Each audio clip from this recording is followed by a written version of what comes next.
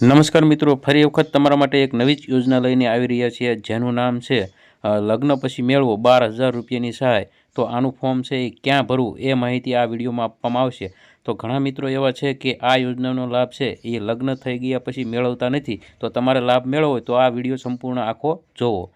કુંવરબાઈનું મામેરું યોજના, એમાં કુંવરબાઈના મામેરા યોજના હેઠળ વિવાહિત કન્યાઓને સરકાર દ્વારા 12,000 રૂપિયાની સહાય આપવામાં આવે છે।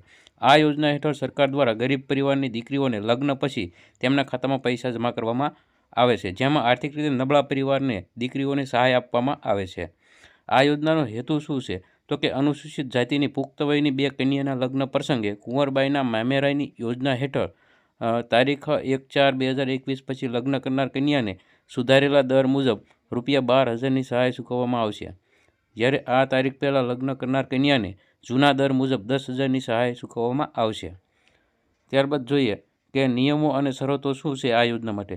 તો આ યોજનાનો લાભ અનુસૂચિત જાતિઓને ગુજરાત રાજ્યના મૂળ વતનીઓને જ મળવાપાત્ર છે।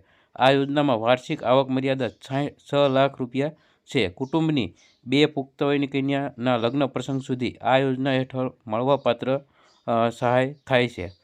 ત્યાર પછી વાત કરીએ તો આ નિયમો અને શરતોમાં કન્યાની વય મર્યાદા લગ્ન સમયે 18 વર્ષ અને યુવકની વય મર્યાદા 21 વર્ષની હોવી જોઈએ। લગ્નના 2 વર્ષની અંદર સહાય માટે અરજી કરવાની રહેશે। 7 ફેરા સમૂહ લગ્ન આયોજિત જિલ્લામાંથી કુંવરબાઈનું મામેરું યોજનાની સહાય મળવાપાત્ર થશે। જો તમે સમૂહ લગ્નમાં હોય તો પણ આ યોજનાનો લાભ મળશે। સમૂહ લગ્નમાં ભાગ લેનાર લાભાર્થી કન્યા 7 ફેરા સમૂહ લગ્ન યોજના તેમજ કુંવરબાઈનું મામેરું યોજનાની તમામ શરતો પરિપૂર્ણ કરતી હોય તો આ બંને યોજનાઓ હેઠળ લાભ મેળવવાપાત્ર રહેશે। ત્યારબાદ વાત કરીએ તો આમાં કયા કયા ડોક્યુમેન્ટ રજૂ કરવાના થાય છે। તો કન્યાનું આધાર કાર્ડ, સમકક્ષ અધિકારી શ્રી પાસેથી મેળવેલ કન્યાની જાતિનો દાખલો, કન્યાના પિતા વાલીની વાર્ષિક આવકનો દાખલો, લગ્ન નોંધણી માટેનું પ્રમાણપત્ર, બેંક પાસબુકની પ્રથમ પાનાની નકલ, રદ કરેલ ચેક અથવા કન્યાના નામ પાછળ પિતા વાલીનું નામ હોવું જોઈએ। ત્યારબાદ સ્વઘોષિત એટલે કે સ્વઘોષણા પત્રક જે ઓનલાઈન તમને મળી જશે। જો પિતા હયાત ન હોય તો મરણનો દાખલો છે એ તમારે રજૂ કરવાનો રહેશે। તો આમાં સ્વઘોષિત એટલે કે સ્વઘોષણાપત્ર છે એ તમને ઓનલાઈન જે વેબસાઇટ છે ઈ સમાજ કલ્યાણ એમાંથી તમને છે એ મળી રહેશે।